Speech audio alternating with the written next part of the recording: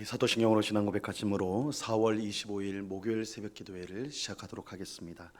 전능하사 천지를 만드신 하나님 아버지를 내가 믿사오며 그 외아들 우리 주 예수 그리스도를 믿사오니 이는 성령으로 잉태하사 동정녀 마리아에게 나시고 본디오 빌라도에게 고난을 받으사 십자가에 못 박혀 죽으시고 장사한 지 사흘 만에 죽은 자 가운데서 다시 살아나시며 하늘에 오르사 전능하신 하나님 우편에 앉아 계시다가 저리로서 산 자와 죽은 자를 심판하러 오시리라. 성령을 믿사오며 거룩한 공회와 성도가 서로 교통하는 것과 죄를 사하여 주시는 것과 몸이 다시 사는 것과 영원히 사는 것을 믿사옵나이다. 아멘. 우리 찬송가 337장, 찬송가 337장 내 모든 시험 무거운 짐을 우리 같이 찬송하도록 하겠습니다. 찬송가 337장 이전 통일 찬송가는 363장 찬송입니다.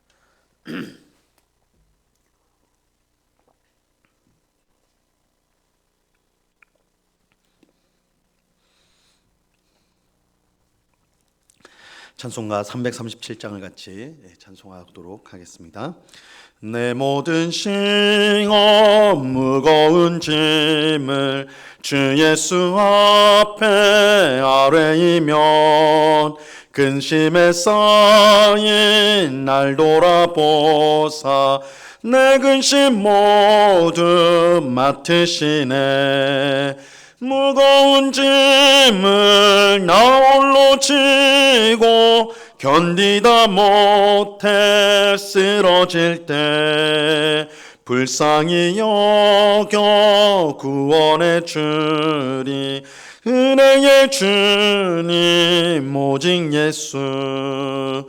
내 모든 괴로움 닥치는 환난 주 예수 앞에 아뢰이면 주께서 친히 날 구해 주사 넓으신 사랑 베푸시네. 무거운 짐을 나 홀로 지고 견디다 못해 쓰러질 때 불쌍히 여겨 구원해 주리. 은혜의 주님 오직 예수. 내 짐이 점점 무거워질 때 주 예수 앞에 아뢰이면 주께서 친히 날 구해 주사 내 대신 짐을 져주시네. 무거운 짐을 나 홀로 지고 견디다 못해 쓰러질 때 불쌍히 여겨 구원해 주리. 은혜의 주님 오직 예수. 마음의 시험 무서운 죄를 주 예수 앞에 아뢰이면 예수는 나의 능력이 되사 세상을 이길 힘 주시네. 무거운 짐을 나 홀로 지고 견디다 못해 쓰러질 때 불쌍히 여겨 구원해 주리. 은혜의 주님 오직 예수. 아멘. 기도하겠습니다. 참 좋으신 아버지 하나님 감사합니다. 저희들을 단잠에서 깨워주시고 기도의 복된 자리로 인도하여 주심을 감사합니다. 주님, 이 땅을 살면서 우리 앞에 여러 환난과 어려움을 봅니다. 또한 우리 삶에 짊어지는 또한 무거운 짐들, 그것 때문에 허덕이며 살아가는 우리들입니다. 그런 우리들임에도 소망이 있는 것은 하나님께서 우리와 함께 하시며 또한 우리의 모든 고난과 어려움을 이기게 하시고 또한 우리 인생의 무거운 짐을 주께서 대신 져 주시며 우리에게 참된 안식과 평안을 주시기 때문입니다. 주님이 주시는 안식과 평안을 이 새벽에도 풍성히 누리며 하나님 앞에 감사와 찬송을 올려드리는 저희가 되게 하여 주시옵소서. 세상의 헛된 것들을 의지하지 않게 하옵시고 우리의 생명이 되시고 또한 우리의 참 평안이 되시는 하나님만을 의지하며 바라보는 저희가 되게 하여 주옵소서. 그러나 주님, 우리의 믿음이 연약하여서 하나님이 우리를 구원하시고 하나님만이 우리를 모든 고난과 어려움을 이기게 하시는 분이심에도 불구하고 우리가 세상의 것들에 마음을 빼앗길 때가 많사오니 저희들을 불쌍히 여겨주사 이 새벽에도 굳센 믿음 주셔서 오직 하나님께 소망을 두고 하나님만을 의지하는 저희 모두가 되게 하여 주시옵소서. 주의 성령께서 우리의 마음을 꼭 붙들어 주시기를 원합니다. 죄의 길로 가지 않도록 우리를 막아주시고 오직 진리의 빛, 생명의 빛 되시는 예수 그리스도를 향하여 하나님을 향하여 나아가는 저희의 발걸음이 될 수 있도록 저희들을 인도하여 주시옵소서. 이 시간 주의 말씀을 듣고자 합니다. 성령 하나님께서 밝히 조명하여 주셔서 주의 말씀의 뜻을 잘 깨닫게 하옵시고 이 말씀의 역사로 말미암아 우리의 심령이 새로워지고 또한 우리의 삶이 새로워지는 귀한 은혜를 입게 하여 주시옵소서. 감사와 찬송을 주께 드려오며 예수 그리스도 이름으로 기도드리옵나이다. 아멘.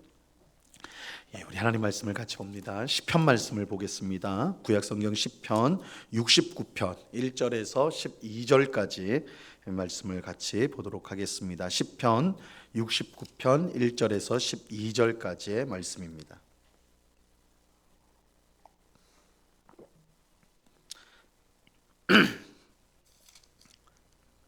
시편 69편 1절에서 12절까지의 말씀을 교독하도록 하겠습니다. 제가 먼저 1절을 읽습니다.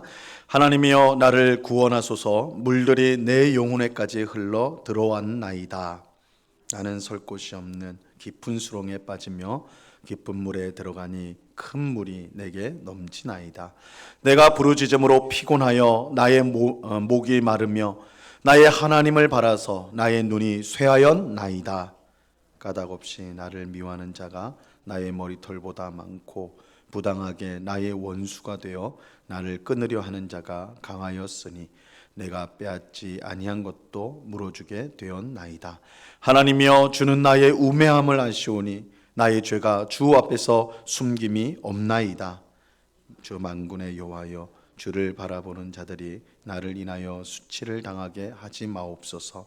이스라엘의 하나님이여 주를 찾는 자가 나로 말미암아 욕을 당하게 하지 마옵소서. 내가 주를 위하여 비방을 받았사오니 수치가 나의 얼굴을 덮였나이다. 내가 나의 형제들에게는 객이 되고 나의 어머니의 자녀에게는 낯선 사람이 되었나이다. 주의 집을 위하는 열성이 나를 삼키고 주를 비방하는 비방이 내게 미쳤나이다. 내가 곡하고 금식하였더니 그것이 도리어 나의 욕이 되었으며 내가 굵은 배로 내 옷을 삼았더니 내가 그들의 말거리가 되었나이다. 성문에 앉은 자가 나를 비난하며 독주에 취한 무리가 나를 두고 노래하나이다. 아멘. 오늘 함께 읽은 이 본문인 시편 69편은 다윗이 쓴 시편으로 특별히 다윗이 큰 고난에 빠졌을 때 불렀던 찬송입니다. 1절과 2절을 다시 한번 보시면요. 하나님이여 나를 구원하소서. 물들이 내 영혼에까지 흘러 들어왔나이다. 나는 설 곳이 없는 깊은 수렁에 빠지며 깊은 물에 들어가니 큰 물이 내게 넘치나이다. 이렇게 고백합니다. 이 말씀은 다윗이 지금 얼마나 위급한 상황에 놓여 있는지 잘 보여주고 있습니다. 물들이 내 영혼에까지 흘러 들어왔다라는 말은 마치 물이 목까지 차오를 정도가 되었다. 그래서 정말 위급한 물이 차오르는데 내 목까지 차오른 그런 상황을 뜻하는 것입니다.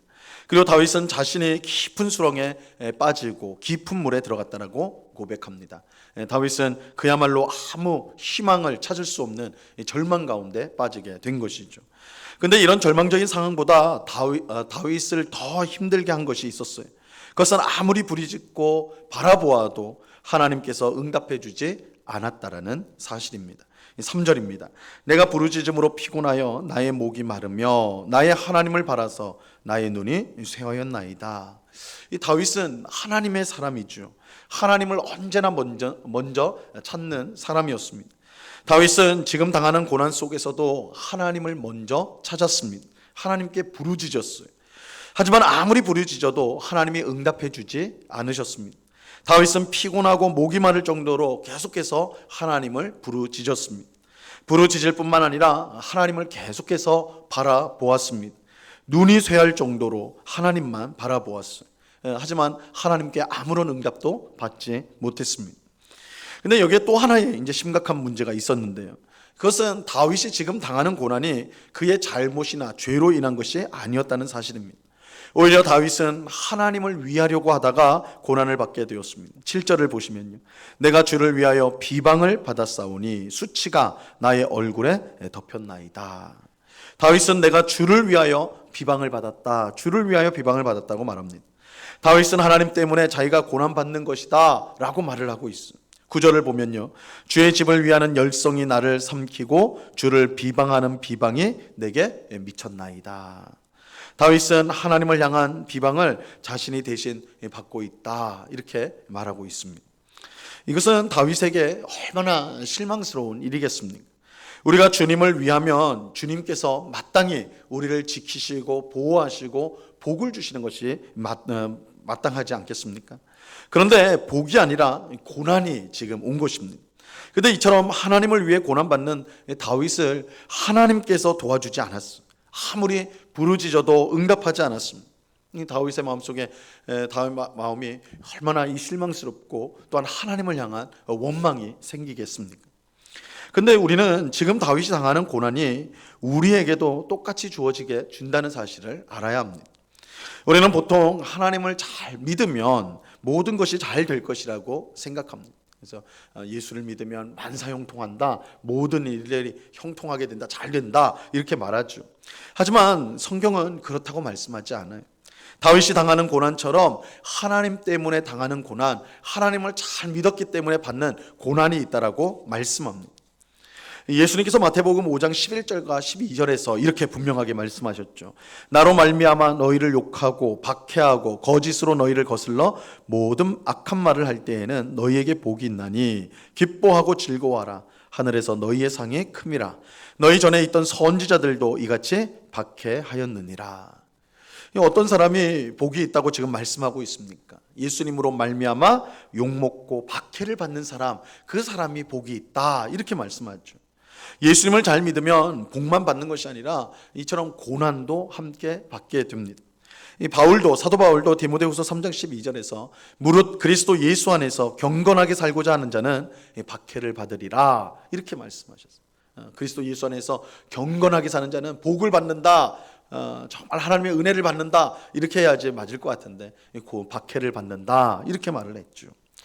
성도가 이 세상에서 하나님 백성답게 살려고 하면 세상으로부터 고난을 받을 수밖에 없다는 것입니다.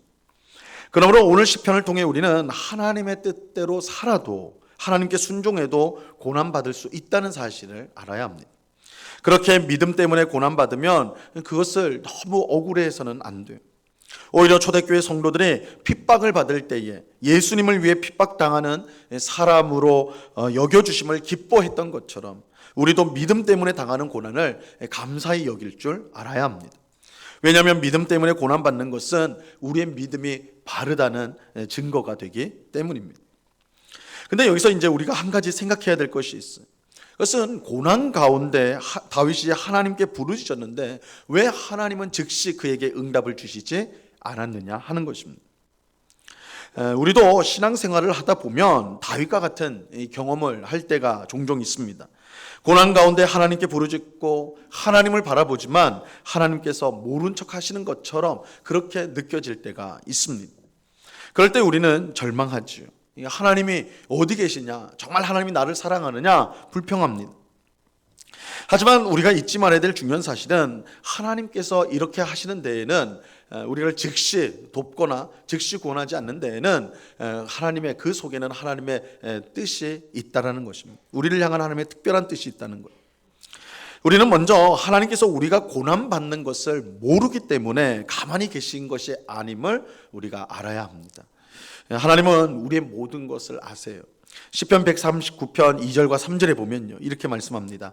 주께서 내가 앉고 일어섬을 아시고 멀리서도 나의 생각을 밝히 아시오며 나의 모든 길과 내가 눕는 것을 살펴보셨으므로 나의 모든 행위를 익히 아시오니. 하나님이 우리에 대해서 모르는 것이 하나도 없어요.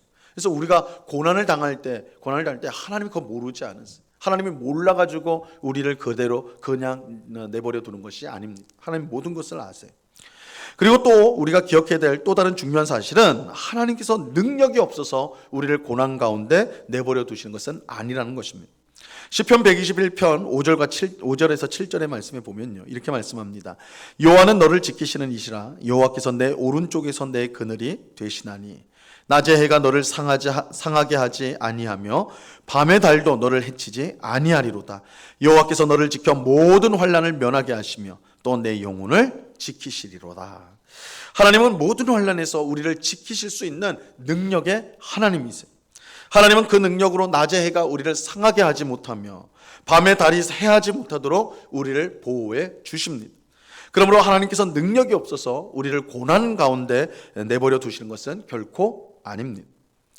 그렇다면 하나님은 우리가 고난 가운데 있다는 것을 아시고 또 충분히 도와주실 수 있는 능력이 있음에도 불구하고 왜 즉시 구원하지 않는 것일까요?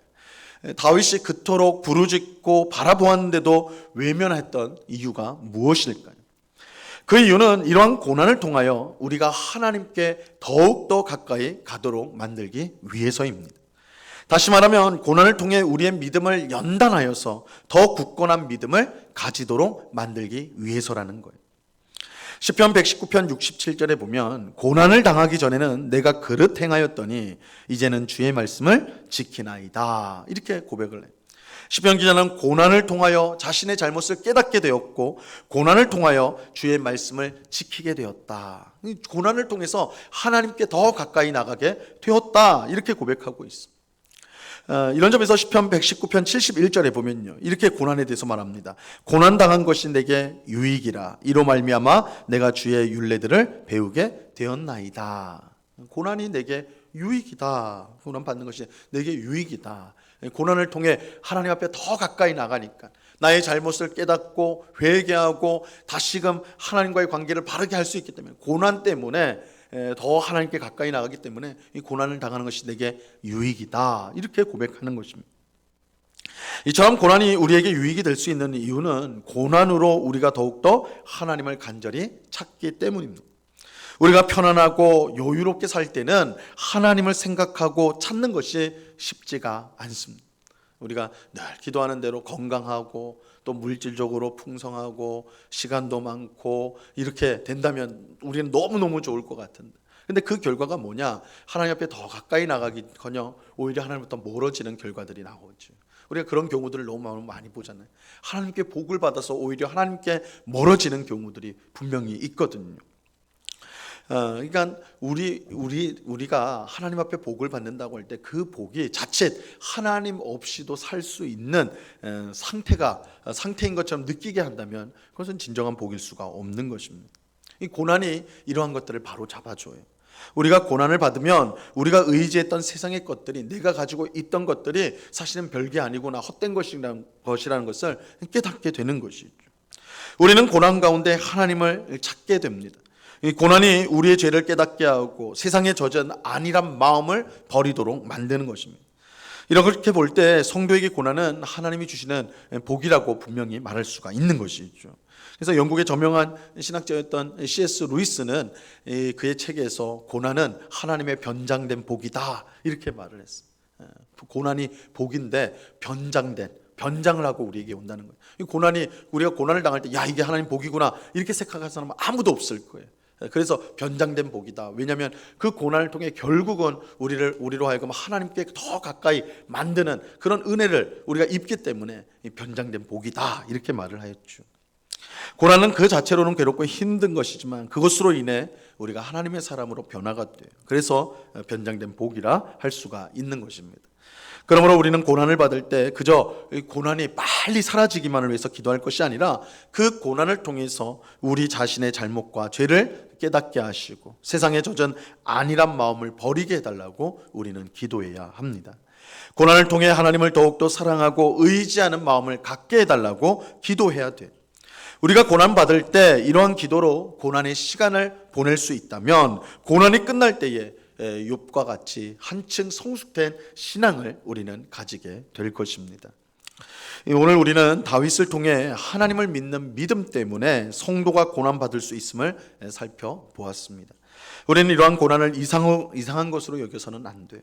오히려 믿음 때문에 받는 고난을 감사히 여길 수 있어야 합니다. 왜냐하면 그것이 우리의 믿음이 바르다는 증거가 되기 때문입니다. 또 우리는 고난에는 하나님의 뜻이 있다는 사실을 기억해야 돼요. 고난을 통해 하나님은 우리를 믿음의 사람으로 변화시키십니다. 고난이 없으면 깨닫지 못할 우리 속에 있는 교만과 죄악을 알게 하시고 회개하고 버리도록 만드십니다. 그래서 겸손히 하나님만을 붙잡게 만듭니다. 이것이 고난이 우리에게 주는 유익이라 할 수가 있는 것이죠. 이러한 사실을 우리가 잘 깨달아서 우리에게 오는 고난을 잘 견디고 고난을 통해 주는 은혜를 풍성히 받아서 하나님이 기뻐하시는 복된 성도로 날마다 변화되어져가는 오늘 우리 모두가 될 수 있기를 바랍니다. 이 은혜가 이 새벽에 기도하는 우리 모두에게 충만히 임하기를 우리 주님의 이름으로 간절히 축원합니다. 기도하겠습니다. 하나님 아버지, 다윗이 물이 목에 차오를 것 같은 정말 급박한 위기 가운데, 고난 가운데 처해 있었습니다. 그는 하나님을 바라보고 하나님께 부르짖었습니다. 그러나 하나님으로부터 응답을 즉각 받지 못하였습니다. 이러한 상황, 다윗의 상황이 사실은 오늘 우리가 이 땅에서 경험하는 일이기도 합니다. 그런 위급한 상황 가운데 하나님의 도움이 즉시 임하지 않는 그런 답답하고 절망적인 상황을 우리가 겪습니다. 그런데 오늘 말씀을 통하여서 우리 고난을 당하는 것이 우리 신자에게는 우리의 믿음이 바르다는 하나의 증거가 된다는 사실을 깨닫습니다. 그저 고난 앞에서 절망하고 불평할 것이 아니라 오히려 고난을 주신 하나님의 뜻을 생각하며 그 고난을 통하여 하나님 앞에 더욱더 새로워지는 우리가 될 수 있도록 도와주시옵소서.